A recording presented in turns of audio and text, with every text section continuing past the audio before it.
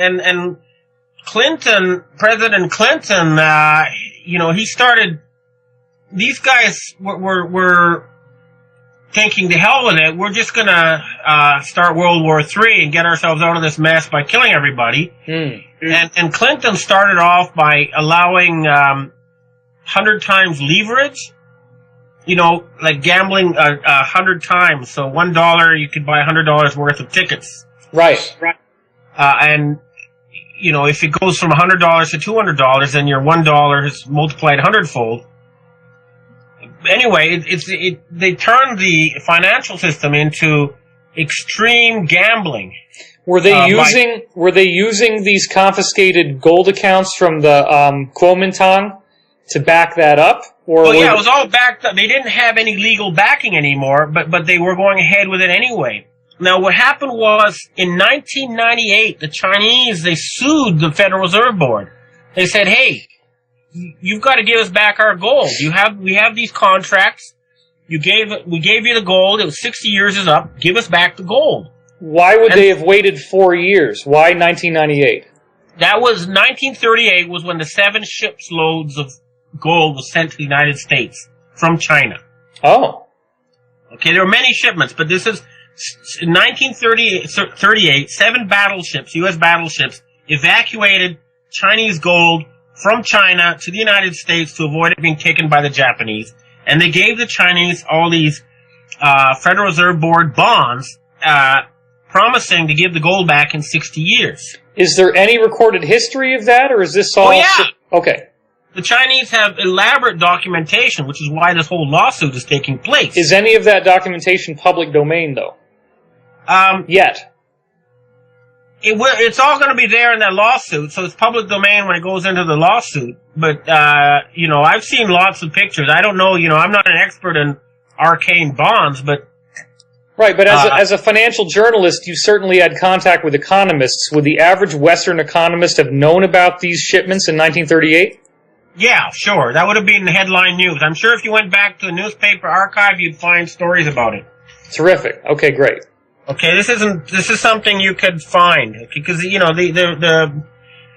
just go to an archive. I'm sure you'll find stories about Chinese gold being evacuated. So this was done by the U.S. military to protect the Kuomintang gold from the Japanese army. Yeah. Which was actually the Rothschilds. Well, let's leave that all stuff out for now, but, the point is that, in 1998, they sued the Chinese owners of the gold, sued the Federal Reserve Board and said, give us back our gold. The Federal Reserve Board people argued that they didn't have to give back the gold because they gave a bunch of gold to Chairman Mao in the 1970s when China renewed relations with, when the United States renewed relations with Communist China. But... Could you be more technical than what you said, a bunch? I mean, what are we talking here? 200,000 tons? Jeez. I believe. But that 200,000 tons is not going to fill 7 battleships. Well, that's sort of the point. They lost the case. Right. The International Court of Justice said, you guys have to give back the gold you took. And they said, okay, and the first shipment of gold they're supposed to give back was due to be sent on September 12th, 2001. Jesus Christmas. And, of course, what happened was, as you know, the World Trade Center got blown up on September 11th, and the gold that was in the basement went missing, and Cantor Fitzgerald Securities, the company that was handling the paperwork, was blown up, and all 600 of their employees were killed. Was that in Building 7? No, this was a World Trade Center building. Oh, okay. And the Building 7, where the Treasury Police and all these people was blown up, and all the paperwork there was blown up. And basically they said, we're not giving back the gold. So it leads one to reason that if charges were placed in the World Trade Center when it was constructed, I believe it was constructed in the 70s, right? No, look, let's just, I don't want to, look, there was plenty of evidence, I mean... Okay. Bush's brother, President Bush's brother, was in charge of security at the World Trade Center. There was all sorts of construction going on there. I'm just trying to think with the audience here, because we're talking really fast, and some of these things are going to make them just go head over heels. They're going to be reeling when they hear this. I mean, you're exposing an absolutely incredible through line that shows more compellingly than any other motive I've ever heard of why specifically did the World Trade Center come down. That there was this massive gold cache underneath the World Trade Center, and they snuck it out, I guess, by some kind of railroad tracks or something, right? It was shipped to California and then, I believe, to Paraguay. Oh, my God. But the point is that, okay, what happened next? So China must have known they got rolled. I mean, when they saw the World Trade Center come down, they must have suspected something immediately. Of course they knew. They said these bastards aren't going to pay us back. They're trying to, start World War III. And what happened was they quintupled the U.S. military budget with this fake war on terror, Right, and they got this Patriot Act that's like 5 inches thick of paper that just spontaneously showed up. Which is identical to the Nazi Constitution, okay? Oh, my God. And more to the point is that they had this, and there's a lot of insiders, evidence about this, but they had this plan to start this whole Gog and Magog thing again. And this time, the plan involves starting a limited nuclear war between Iran and Israel, okay? And they're going to use that war as an excuse to set up martial law in the G7 countries. What's the time frame you're talking about for when this was being planned now? Well, they've been trying it for quite a long time now, ever since 2001, and even before. Right, so just to set up the chessboard now, we're post 9/11, the Chinese know that they've been rolled, that this gold has once again been stolen. China wants to get their gold back, and in the meantime, the Rockefeller faction in the U.S. they're building up their military, and they're trying to get the Western countries on a full militarized basis to prepare for World War III. And what's that going to do for them? They want to reduce population, and they want to wipe out the Chinese? And they don't want to lose control. They don't want to lose power. And they still have their messianic, fascist, cultist belief that they're destined to rule humanity. And so the Israeli newspapers even referred openly to China and Russia and Iran as Magog and the G5 or G7 as Gog. Wow. And they were trying to get all these countries to kill each other. Wow. They were trying to start World War III. Their plan, I've seen a map they have of where they're going to divide China into 6 countries, Like balkanize it, Post World War III. But what happened was the Pentagon, realized that through their game scenarios that if they started all World War III, 90% of humanity would die, including most of them. And so they didn't want to go with it. And they constantly prevented attacks on Iran. They stopped Israeli air raids. They invaded Georgia to stop an Israeli attack on Iran from there. They didn't want to start World War III because they realized it was insanity. You're talking about the South Ossetia War now? Yeah. That was an Israeli air base that was designed to attack Iran and start this whole thing. Oh, wow. Okay, so this is, it's truly crazy stuff, but the evidence is right there in front of your eyes. I mean, and like I said, the Israeli newspapers openly talked about it. In Haaretz and places like that. So, what happened now, there's a plot, a counter plot was, they sent these people to cash $1 trillion worth of the bonds that were given to them by the feds.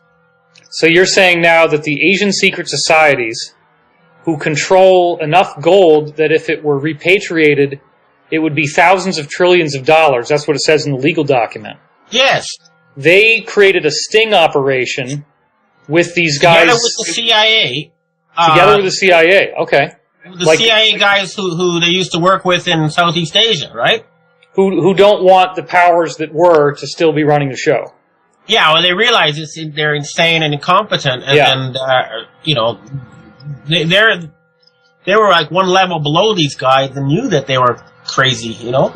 Yeah, now when we write this up and we have this all transcribed on my website, I'm going to embed videos for people and the original articles on Bloomberg.com that demonstrate the mainstream media to a limited degree, because hardly anybody would touch this story, saying that these guys were detained on the border in Italy, I believe, with $134.5 billion in 1934 bonds, right? Yeah. Okay. Now this is very important. There's a couple things you need to learn, let people realize when they try to create disinformation about this. Okay, great. Okay, the guys' names, I've talked to both of them, Yamaguchi and Watanabe. Okay. Watanabe. Now, I was involved because I called by the P2 Freemason Lodge. I talked to some of the Italian Treasury police who arrested it. First of all, they said that the bonds were forgeries, okay, but neither Watanabe nor Yamaguchi were arrested. They were let go. And then the Italians said that there was a trial, but there's no record of a trial, okay? There's no record of these bonds being officially confiscated, but we do have evidence that Prime Minister Berlusconi tried to cash them, and we do have, evidence that Ban Ki-moon, the head of the UN, came forward and said, we'll give you $100 million to go away and forget about this whole thing. Jesus.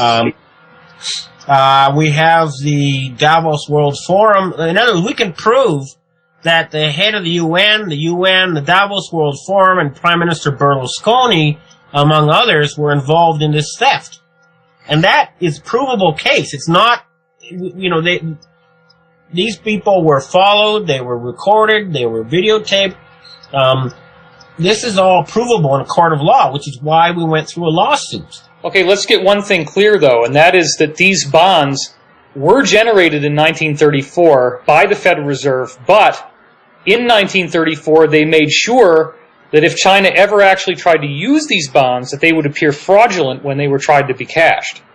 Yeah, there's a lot of, there's deliberate typos, and then the numbers themselves are astronomical. They don't, you gotta understand that there's two financial systems in the world, okay? There's like the stuff that's on the books, and there, according to the official government statistics, world GDP is $63 trillion, right? Mm-hmm. And then we have these bonds, which are supposedly worth $371 trillion. It just, there's a disconnect. What bonds are worth $371 trillion? The total amount held by the Dragon family, the 85% of the world's gold and treasure. That's how much it was assessed at. Okay, so this is the stuff that was blacklisted. Yeah, and the stuff that prior to Bretton Woods, nephew gave us power of attorney to sue over, And that power of attorney was given specifically to Neil Keenan, as cited in your document. Yeah, and Keith Scott. Okay. And that's just to say, hey, you guys stole gold and treasure that doesn't belong to you. And what makes this lawsuit scary to the people who run the financial system is that they have now the legal right to open what's known as a black screen. Now, a black screen, I had to, this is esoteric stuff, but basically, you got to remember that 95% of the money in the world exists only as numbers in a computer. Only 5% of it's in cash money, okay? That's like most people's bank account, too, right? Unless you withdraw the money, it's just in a computer. Yeah, but otherwise, what you get is a book entry with numbers, Sure. Okay, well, these numbers, now there's high-level codes that allow you to punch in, like, you go through the secret stuff, you punch in your access code and whatever, and then you type in like $1 billion, and bingo, you've created $1 billion. Now that's a pretty nice little thing to have your hands on, and you can see why these guys don't want to give it up. These guys meaning the Western powers. Not the Western powers, but the Sabbateans who are above and behind the Western powers. I'm talking about the Rockefellers, the Rothschilds, and all these kind of people. So these black screens are part of the same financial system that was created by Bretton Woods. Well, it's the current version. It's the ultimate, high-tech computer network where the money is all supposedly hidden. Wouldn't there be some entity like the was in charge at the top, and there was no agreement? Different groups started creating, ridiculous numbers. I've heard that there's now quintillions of dollars that they've tried to put into the system. I've heard that as well. 33 orders of magnitude more than there is real world economy, okay? So it's broken. The system has mathematically malfunctioned at the highest level. Now, one of the things that I've heard, this is an important point, some of the insider stuff I've heard, and I've never said this publicly before, but it's my understanding that as a result of Bretton Woods, central banks were forbidden from directly trading with one another. They had to have civilian intermediaries who actually were the bond holders, who actually kept the equity in their own private accounts. But part of Bretton Woods was that these people were supposed to deposit like 80% of the yield, as this money was created out of thin air, into humanitarian relief programs. Would you agree with that? I've heard something along those lines, and I know at least a couple of people who do this trading between governments. Right. One of like 20 people at the BIS who are authorized to do this stuff. Right. Talk directly to them. But yeah, the point is that, and here's the problem is that if they open these screens and we have the access codes now, they realize that the money wasn't used mostly for humanitarian purposes. It was stolen and used for military-industrial purposes. So when you say open the black screens, is that the equivalent of what you were calling the Book of Maklumat that came from Suharto in Indonesia? Well, the Book of Maklumat is one of several, physical account entries that would allow people to open up this can of worms and prove that money was stolen. Is there one copy of it only, or is... No, there are many copies hidden all over the place now, of course, because it's such a sensitive issue. Wow. We don't want to have...